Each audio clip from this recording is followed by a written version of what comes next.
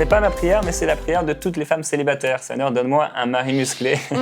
Non, c'est pas vrai, mais on peut dire une chose. Est-ce que c'est le cas, Aurélie? Ce n'est pas le cas, Jérémy. Pourtant, tout à l'heure, tu as dit Amen.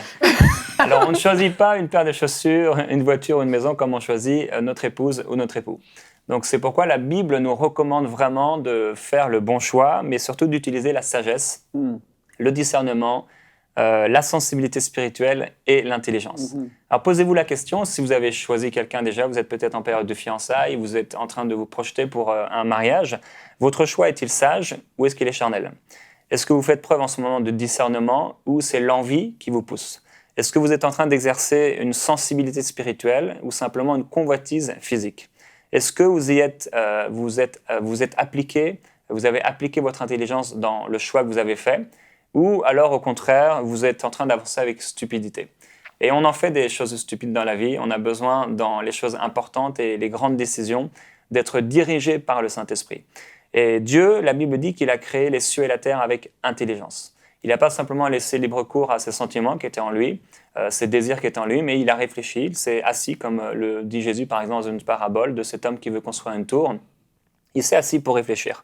Et lorsque j'ai rencontré Annabelle, j'avais pas la maturité spirituelle que je peux avoir un peu aujourd'hui. Je faisais par bien des actions, par bien des paroles, toutes sortes de choses stupides et je manquais vraiment d'intelligence. Mais il y a une chose qui m'a aidé, c'est que j'avais le Saint-Esprit à l'intérieur de moi. Et le Saint-Esprit à l'intérieur de moi, parce qu'il m'a parlé, était suffisant. S'il ne vous a pas parlé, c'est autre chose. Vous avez vraiment besoin de sagesse, d'intelligence dans tous les cas. Et lorsqu'il vous parle, vous savez que vous savez. Alors j'aimais Annabelle, j'aimais sa beauté, son beau visage, j'aimais tout d'elle et ses yeux.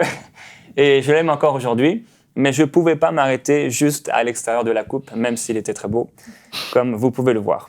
Et je me souviens avoir un jour été dans un village très pauvre, avoir mangé un avocat.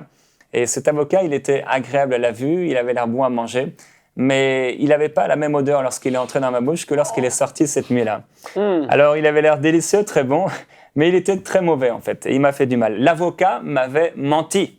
Il avait l'air bon, il avait l'air bon à manger, il était beau, mais en fait, il n'était pas du tout ça.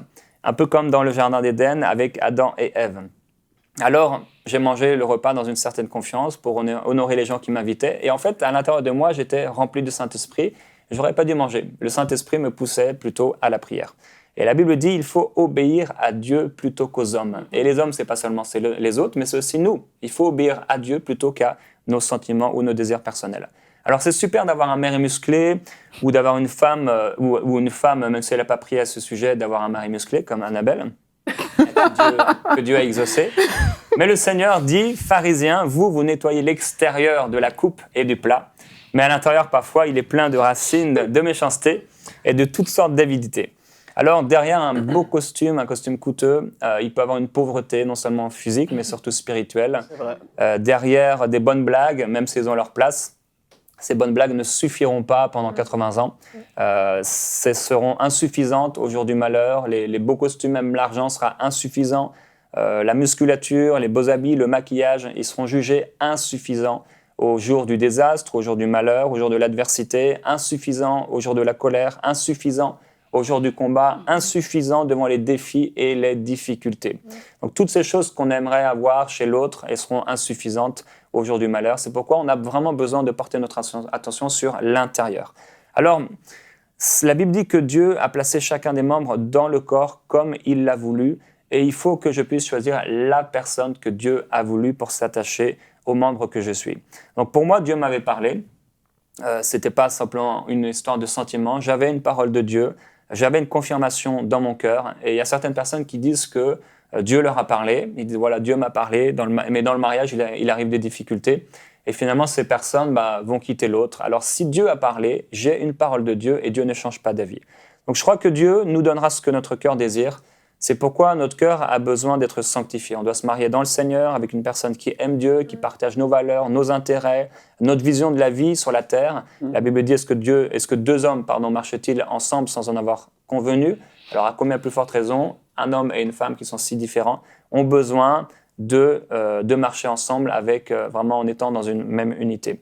Donc Seigneur, donne-moi un mari musclé ne fait référence qu'à une enveloppe extérieure qui sera détruite. Et même si Annabelle était pour moi magnifique, ce n'est pas avant tout à son corps que je me suis marié, mais je me suis marié à la parure intérieure d'Annabelle, celle du cœur. Et la Bible dit celle qui émane de son être intérieur, la beauté impérissable d'un esprit doux et paisible à laquelle Dieu attache un grand prix. Et j'y ai moi aussi attaché un grand prix. Donc pour terminer, vous aussi, mariez-vous dans le Seigneur à une personne qui aime Dieu, mais mariez-vous avant tout à la parure intérieure de celui ou celle qui va être plus tard votre futur mari ou épouse. Amen. Retrouvez la suite de ce programme dans l'émission Bonjour chez vous sur EMCI TV.